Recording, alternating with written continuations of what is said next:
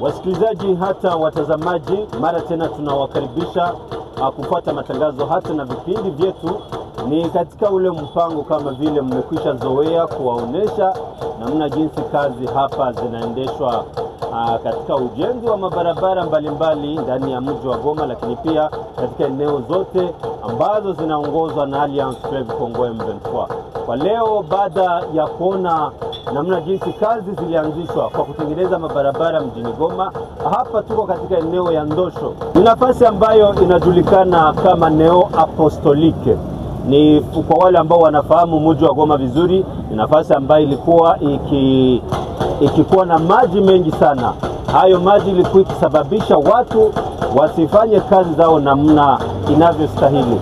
Pembeni kwa upande wa Yulu, yani katika komini ya Karisimbi, hapa ni kubalabala Goma Sake, kuna kwa kama boutique, lakini na ngambo ya chini nako kukotea Keshero kuna kwa kama boutique. Sasa wakati maji hapa ilikuwa ikistanye sana, wakaaji walikuwa na ugumu wa kufanya kazi zao, iwe kwa upande wa komini de Goma kwenye kartia ya Keshero Jensir, na kwa upande wa komini ya Karisimbi kwa kartia ya Ndosho, watu walikuwa na ugumu huo. Ni kwa mpango huo liwali wa Kivu Kaskazini Bahati Musanga Erasto amefanya hii mpango wa kuweza kutengeneza mabarabara zote za mji wa Goma, mkiwemo hata na eneo hii.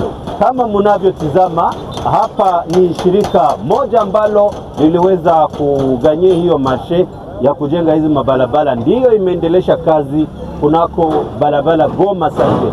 Na mnaona hapa nyuma yangu kama kazi zinaendelea na wakaaji wanashuhudia vizuri kwamba kazi zinaendelea. Ndio maana nasi tumekuja hapa ili tuweze kutizama kipi kinachoendelea. Je, kazi hizi zinaendelea? Mkumbuke kwamba siku ya Jumamosi, yani saa 2 iliyopita, liwali Bahati Musanga Erasto alipita hapa ili aweze kuona namna jinsi kazi zinaendelea. Ndio hapa wakaaji wanashuhudia kwamba kazi zinaendelea vizuri, na wanategemea serikali ya Kivu Kaskazini kwamba itaendeleza kazi hizi hata na katika eneo zingine za mji wa Goma. Ndi kwa namna hiyo sasa tunatafuta zungumza na wakaaji wa hapa Ndosho na wengine wa Keshero ili waweze kutuambia namna jinsi wanajisikia kuona kazi hapa zinaendeshwa vizuri. Karibu. Ndugu, jambo, tuambie kwa majina ni nani? Sana kwa majina naitwa majina la Amani Bahati. Bahati, uko mkaji wa hapa Ndosho. Tuambie leo wanawajengea hii barabara. Ninyi kwanza wakaji mnajisikia namna gani? Kawaida sisi wakaji tumesikia kama vizuri, na pia tunafurahi sana kuona mwenezi wetu gavana akitengea barabara. Tunafurahi sana, tunashukuru kabisa. Hii ni barabara ya wapi? Hii barabara ya Goma kwenda Sake. Hapa tuko wapi? Hapa tuko Ndosho. Ndosho. Ndosho kunivo ya nani ya Kaje. Sasa wewe kama mkaji unajisikia namna gani? Hii barabara ilikuwa na matatizo gani? Tuelezee. Hii barabara ilikuwa na matatizo, kwanza magari kusongana, pia na maji kukaa kwenye barabara. Sasa kwa hiyo hapa ni kama gavana amefanya jambo la maana sana kusaidia barabara inapima ongezeka kidogo, pia na kusaidia katika maji inayosimama kwenye barabara. Ndio kwa maana tunafurahi sana. Na ninyi wakaji mnawaza hii itawaongezea nini katika maisha yenu ya kawaida? Itatuongezea juu vitu, kwa sababu kwa tunaona mjini inapima inangara kwa kidogo. Naona kabisa anatengeneza vizuri sana. Mwisho basi. Gavana yeye unamtolea ujumbe gani? Gavana namtolea ujumbe kwamba tunashukuru sana, naendelee kabisa. Namshukuru sana kwa hiyo. Hii barabara pembeni watu wanatumika, kuna majiote, kuna soko za ndogo ndogo ambazo zinauza vyakula, ilikuwa inawasumbua namna gani ninyi ambao mlikuwa mkiishi pembeni hapa na maji hapa ikiwa nyingi, ilikuwa inawasumbua namna gani? Kabisa ilikuwa tatizo sana. Kwa kwanza kukosa njia pahali pa kupita. Unakosa upite wapi, unapita kwenye masoko huko ndipo unapata njia. Lakini kwa sasa tunaona njia itapatikana na tutaendelea vizuri sana. Tunafurahi sana kuona barabara imetujengea hapa. Sema leo mtakuwa na hapa kama tunafika pia kwa sababu problem kabisa. Tunaona soko chazogea, basi itakuwa yake sana, basi kwa watu kwanza kwa napita. Asante sana. Nafurahi, nashukuru. Ndugu jambo. Unaitwa nani? Majina anaitwa Christophe Biringingwa. Christophe, hapa tunakutana kwenye hii barabara ya Ndosho. Barabara ziko na jengwa hapa. Tuambie wewe unajisikia namna gani? Kwa mambo yangu kwanza nafurahia kwanza initiative ya AFCM kujengea kwanza mabarabara juu njia ambayo ilikuwa ishasumbua population. Watu tuko napita wanatoka hata huko Migulu, huko Mugari, kupita hapa ni kitu wakati kule ilishanyesha. Vraiment ni initiative mzuri. Tunashukuru sana. Wewe unawaza hii ilikuwa viongozi walikuwa walishakosa nini kufikia mabarabara hapa na maprobleme huko inaonekana leo wote muishe? Viongozi wakosa kitu ni mauvaise volonté. Na sasa tuko naona hapa wanajenga, wewe kama mkaaji unasikia nini? Viongozi wafanye nini porque hii matravo ziendelee nafasi zingine? Ngambo wangu ni kuombea Mungu baakselere, baendelee, bademere. Tu kazi tuone kama nini itanyoroka pia. Wewe kwako ni wapi? Yeye anaikana mkeshia. Lakini umekuja angalia namna jinsi kazi zinaendeshwa. Ndio, nakuja angalia jinsi kazi inaendelea. Nilikuwa nikiambiliwa nikazania ni uongo na mimi nasema nikuje nichungulie. Umekutana sasa AFC hapa iko najenga barabara. Naona kazi inaendelea, Mungu asaidie. Wewe ulikuwa ulishaona shida ya maji ilikuwa hapa? Hapa kuneo? Sana sana. Hapa kuneo. Mimi pale kusimba. Wale nako kwa difficulty ya mingi na tatiza watu. Kwa hiyo liwali afanye nini ili hivi vyote viishe, kwa sababu mabarabara zingali za mingi za kujenga? Liwali na muencourager na muombea na madaraka kwa endelee, Mungu amtie nguvu. Mtie nguvu vraiment msaidie.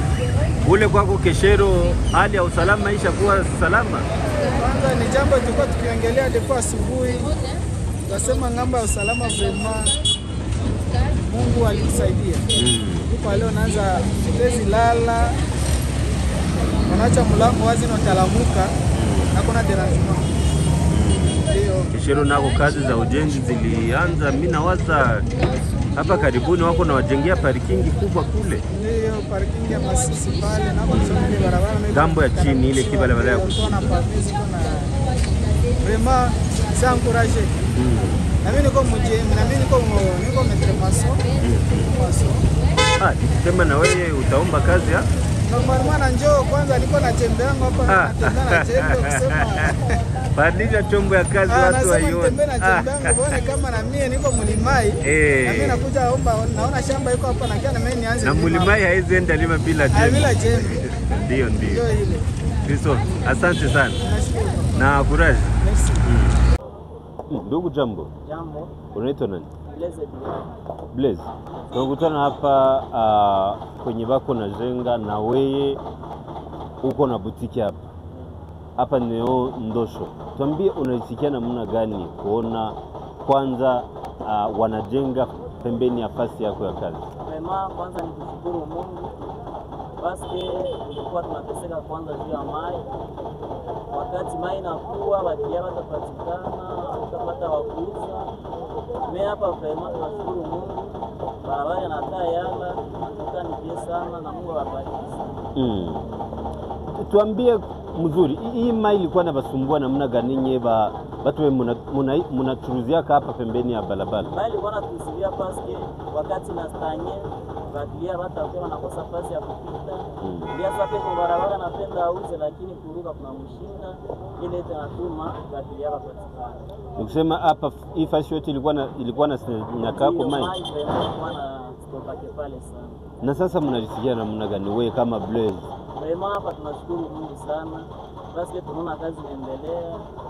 Watu wako nasema vema inaendelea pia. Na Mungu awabariki kwanza kwa hiyo. Kazi yako wafanye. Bana kutilia mfereji ya mzuri hautakuwa na sote tena kumai. Hapa tena tutakuwa na sote tena. Hapa tutakuwa na zapita bien batiana watakuwa na zapita. Eske kuona hii matravo iko hapa wewe kuwe ni avantage kwanza? Ndio ni avantage. Namna gani? Basi kilia tena tangaika na kuruka. Gari itapita na kukutana kwenye huko ya vile.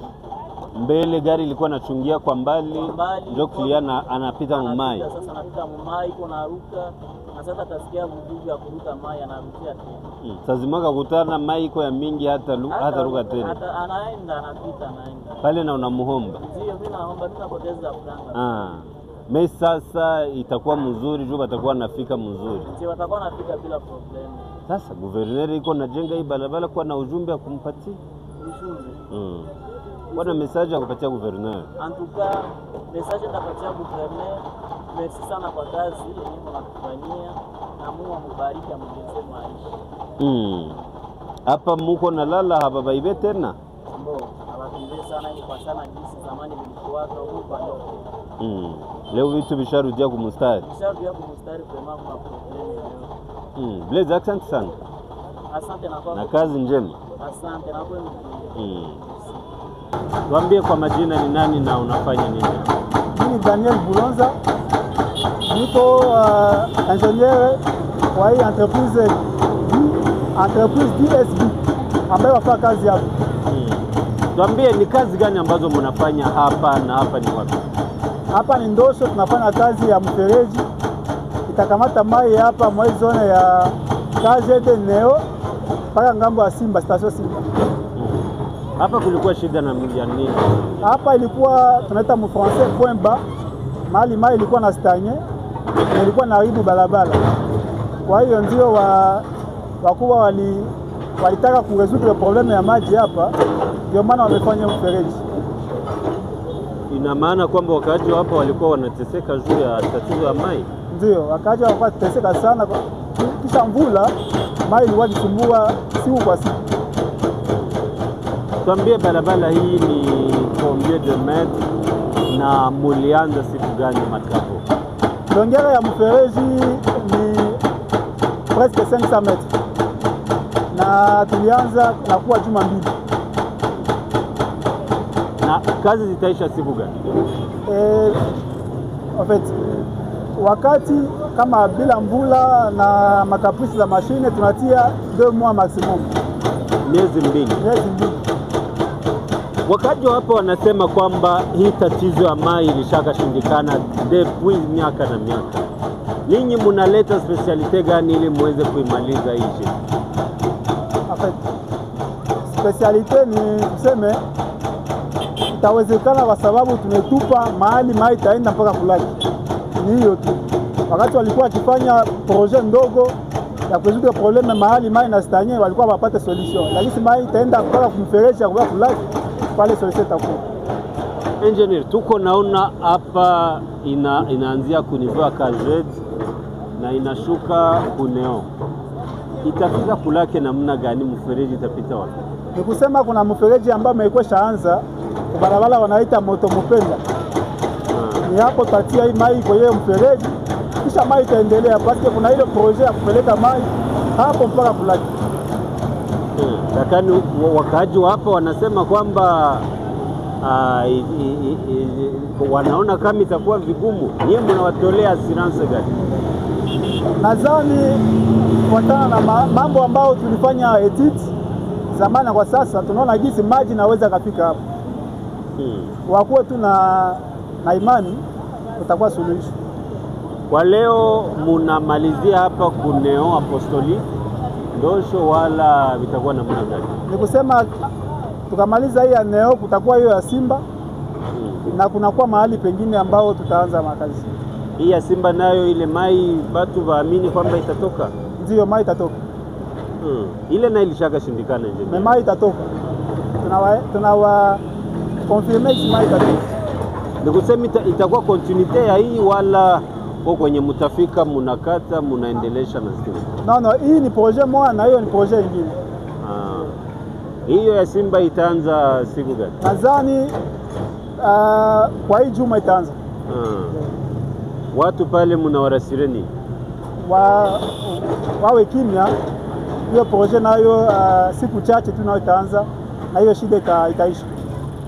Vipi na eneo zingine kama huko mangambo za Katoi na wapi tena Vision 2020, vipi na eneo hizo zingine? Ni kusema kulikuwa projet moja en general yenye itaweza kuresoudre hiyo maprobleme ya fasi mai na stagne na shimama, na hiyo projet ndio hiyo tuko na execute. Ni kusema Vision 2020 iko katika hii projet, nao itakuwa prise en compte. Watu wa afya bora nao pale kwa ile laki. En fait, nimetoka sema mahali pote mai na stagne, ni kusema ni mahali ambao tulitia nani yetu akili yetu kuangalia jinsi ya kutafuta solution. Je, hii makazi mutakasikia namna jinsi muko na una explique, anaweza sema muko na financement wala ni entreprise miko na makuta, kwa sababu muko nafanya vitu ambavyo vilikuwa vimeshashindikana. Tuambie pesa mnazitoa wapi, nani anawafinance? Unaona, mimi inakuwa kesho nguvu sana kusema mambo ya financement, lakini nadhani ni gouvernement ndio na finance hiyo makazi tunafanya hapa. Gouvernement provincial ya Nord Kivu. Voilà. Engineer, tunakushukuru sana. Asante.